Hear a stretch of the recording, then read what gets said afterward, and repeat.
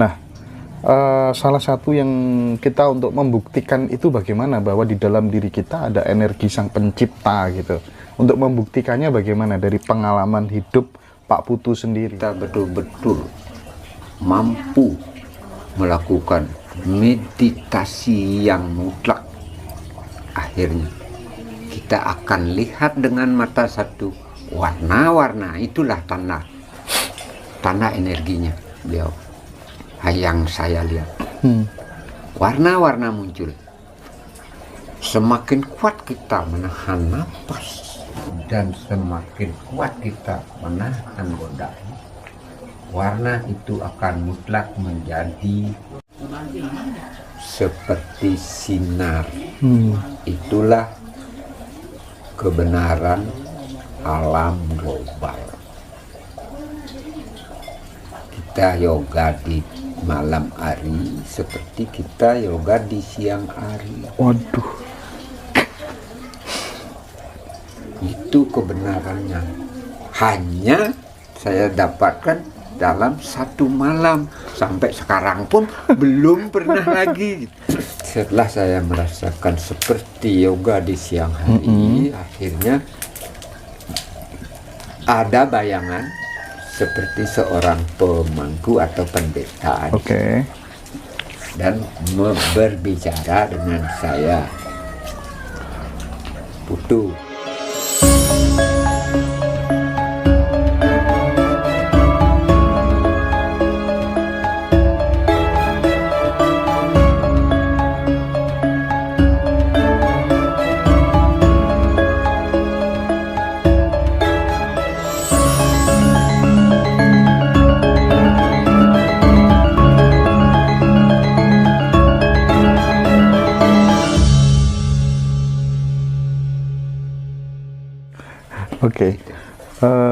Sepanjang sepengetahuan saya kan antara ciptaan dengan sang pencipta, antara kita sebagai manusia dengan sang pencipta atau beliau tadi, itu kan tidak berjarak, satu kesatuan, manunggal gitu kan ya.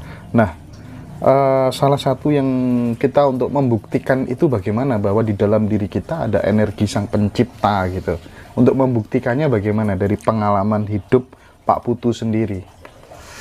Nah, kalau untuk membuktikan itu, di dalam saya melakukan yoga, meditasi, itu akhirnya kalau kita betul-betul mampu melakukan meditasi yang mutlak, akhirnya kita akan lihat dengan mata satu warna-warna, itulah tanda energinya beliau. Yang saya lihat warna-warna muncul. Semakin kuat kita menahan nafas dan semakin kuat kita menahan godaan, warna itu akan mutlak menjadi seperti sinar. Itulah kebenaran alam global. Kita yoga di malam hari seperti kita yoga di siang hari. Waduh. Itu kebenarannya. Hanya saya dapatkan dalam satu malam. Sampai sekarang pun belum pernah lagi gitu. Artinya momen-momen seperti itu tidak bisa terus kemudian disengaja begitu, nggak bisa ya Pak? Nggak bisa. Hanya pada saat menjelang finish saya sekolah. Oke, paham ya. Menjelang finish saya yoga itu, begitulah kebenarannya. Bukan seperti bintang. Ya, setelah warna itu muncul seperti bintang. Setelah kita mampu memperkuat yoga, meditasi, dia akan seperti di siang hari. Tapi kan momen itu tidak harus bisa dialami seseorang dalam keadaan setengah sadar sebenarnya. Ya, bisa nggak? Setengah sadar. Iya kan? itu udah setengah sadar. Iya. Kita sudah setengah sadar. Kita melakukan yoga sampai 1 jam. Kalau bawa dupa seperti ini. Iya. Kalau api ini sudah mencapai di sini itu udah finish akhirnya. Sebelum api ini mencapai di sini, kita sudah bisa melihat seperti di siang hari. Itu udah setengah mimpi lah. Mimpi lah. Tidur dalam yoga. Iya. Gitu.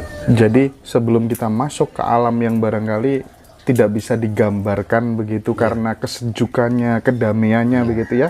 Kita melewati fase-fase kayak warna, akhirnya kita tembus ke situ begitu. Terus jenengan mendeskripsikan ini sebagai alam apa begitu, bagaimana Pak Putu? Iya, setelah saya merasakan seperti yoga di siang hari, akhirnya ada bayangan seperti seorang pemangku atau pendeta. Oke. Dan berbicara dengan saya, Putu, kamu saking luar biasanya melakukan yoga. Apa yang kamu inginkan? Akhirnya saya tidak menginginkan apa. Iya. Kalau kamu tidak menginginkan apa, saya tidak akan selamatkan kamu. Mintalah. Oke. Nah, karena saya dipaksa harus minta, akhirnya saya minta. Saya hanya minta supaya bisa menolong orang yang susah. Oke.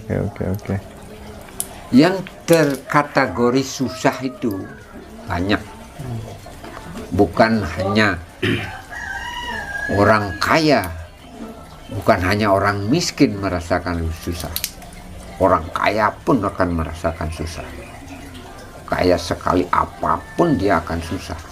Contohnya presiden susah sampai ke sana berobat, ke sini berobat, ke sana berobat. Itu susah pasti. Apalagi saya tidak punya uang, tidak punya apa. Pasti susah, sangat susah. Nah, itu menurut saya sangat berguna. Gelar itu ya sangat berguna, sehingga itu yang saya minta. Oke. Akhirnya di dalam yoga itu dia menepuk tangan dan disuruh mengepalkan tangan. Iya. Setelah dia itu hilang, saya akhirnya terbangun dari yoga pagi. Oh, kok enggak ada apa? Akhirnya saya tidak percaya dengan pemberian beliau. Iya. Sehingga saya masih menekuni seni. Saya mau jadi orang sukses pada saat muda. Akhirnya saya tertipu oleh tamu dari Jepang.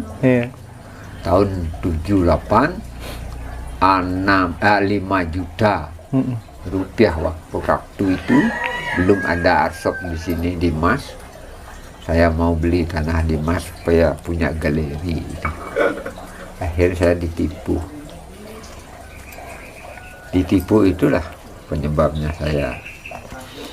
Oh, semakin amburadul. Oke. Aduh, ini menarik sekali ini. Lalu bagaimana teknik pengobatan Pak Putu ini menggunakan apa ya? Semacam kayak bahan-bahan herbal seperti apa barangkali ketika menangani orang yang sakit begitu, ada nggak? Bahannya yang ada saja. Oh, gitu ya. Mungkin beliau sudah memberikan saya lewat siapa nggak tahu.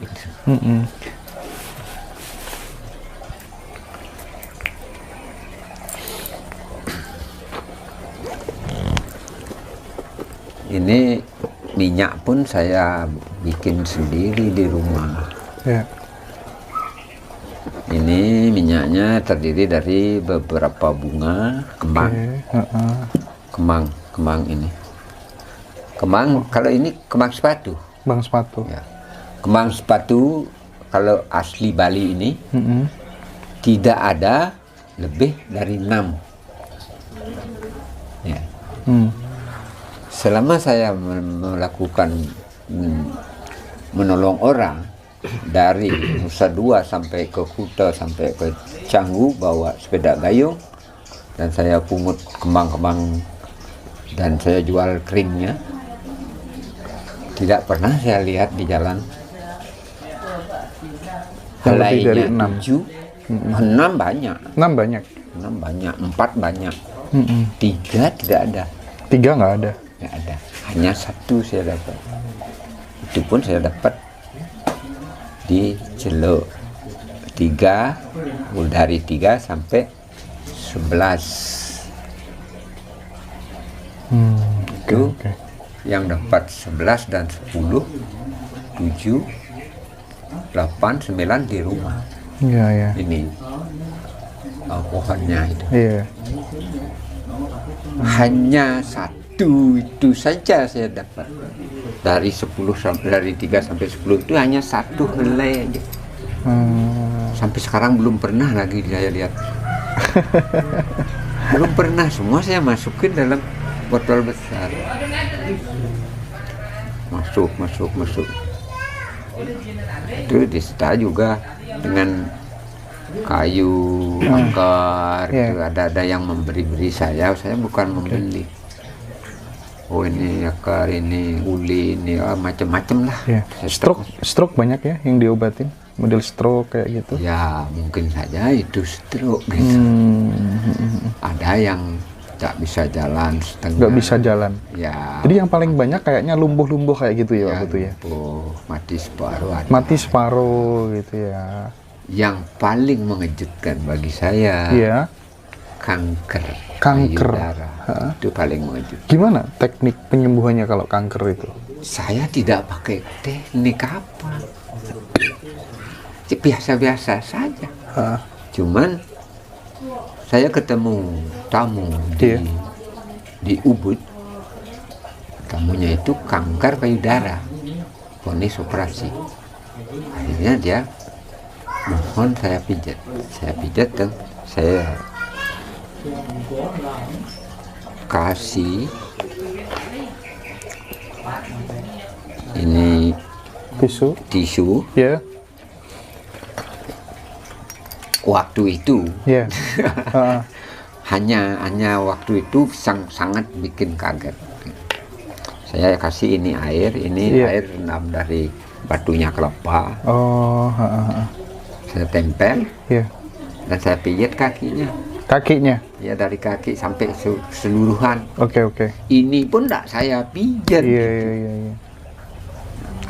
Yang payudaranya nggak disentuh sama sekali, cuma ditempelin itu. Oke. Saya nggak disentuh. Akhirnya begitu habis saya pijat, beberapa detik dia sudah saya masih diam di sana karena ada upacara. Akhirnya dia berkata, "Putu, kamu luar biasa. Payudara ini saya sudah vonis operasi, tapi saya tidak mau." Itu. Dia datang pada saat saya melakukan nyanyian upacara. Dia datang. Sekarang udah hilang ini hilang gitu. Ya, terserah kamu, itu bukan saya yang menyembuh. Jarak berapa hari Pak Putu? Jarak berapa bulan sembuhnya total? Detik itu. Gila.